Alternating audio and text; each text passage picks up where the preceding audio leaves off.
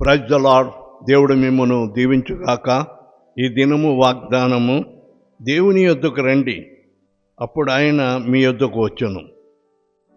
యాకోబు పత్రిక 4:8.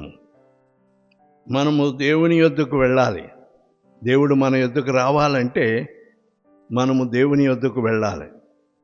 అప్పుడే ఆయన మన యొద్దకు వచ్చి మన యొక్క అపరాధములను క్షమించి మన అవసరతలను ఆయన తీర్చువాడై ఉన్నాడు. కనుక యాకోబు చక్కని మాట వ్రాస్తూ ఉన్నాడు, దేవుని యొద్దకు రండి, అప్పుడు ఆయన మీ యొద్దకు వచ్చును. దేవుడి ఈ వాగ్దానము నీ వినికిడిలో ఆశీర్వదించుగాక. ఆమేన్.